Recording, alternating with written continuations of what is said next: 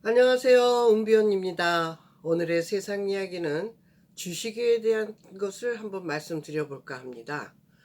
지금 요즘 세상에는 주식으로 선물을 주기도 하고 또 그거에 대해서 부모들이 미래의 자금으로 또 이렇게 주시는 것을 제가 좀 본 듯한데요. 실제로 요즘에는 10대나 20대들도 지금 주식에 투자를 하고 그 이익금에 대한 묘미를 좀 보고 있는 듯합니다. 좀 위험한 수익까지 갔다라고 볼 수 있는 지금 상황인데, 처음에는 용돈 정도로 해서 시작했던 거지만 그것이 이제 점차적으로 이익을 보게 되면 사람 마음이 갈등이 오기 시작합니다. 그러다 보니 소상공인들도 어렵사리 대출을 받아가지고 그걸 몽땅 다 주식에 투자하는 그런 사람을 보았습니다. 왜 이렇게 되었을까요? 한순간에 수확을 한꺼번에 이룩하려고 하는 욕심이 앞섰기 때문이 아닐까 생각합니다. 지금은 주식을 투자해서 이렇게 먹고 살아야 되는 그런 상황은 아닌 듯합니다.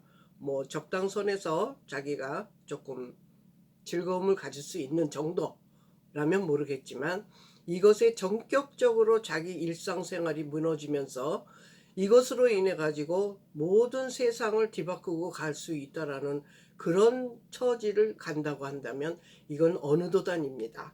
그래서 저는 생각을 했습니다.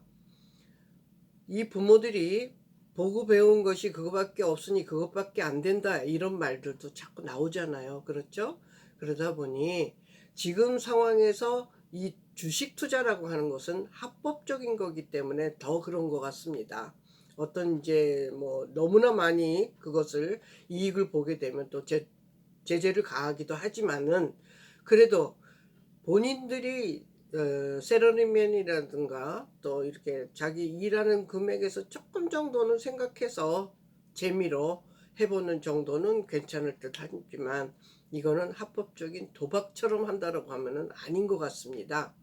그래서 요즘에는 우리가 생각할 때 도박이라고 하는 건 병이라고 했습니다. 낫지를 않는다. 한번 맛을 보기 시작하면 끝을 보기 때문에 그 상황이 자기를 패가망신시킨다라는 것이 꼭 이꼴이 된다는 거죠. 그러니까 지금 주식 투자를 한다라고 하는 것은 적당선에서 자기 생활과의 타협을 하면서 해야 되는 부분이지, 이걸 전격적으로 모든 것을 투자해서 해야 된다라는 것을 조금 생각을 바꿔야 된다는 겁니다.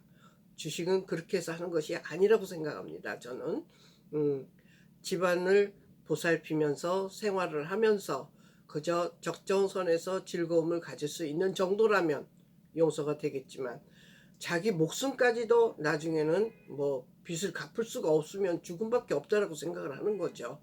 그렇게 해서 자기를 학대를 하면서 간다고 하면 그것 또한 얼마나 슬프고 좀 아니란 생각이겠습니까?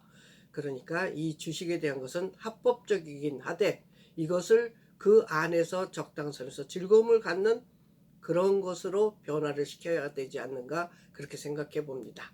네, 오늘은 여기까지 하겠습니다. 고맙습니다.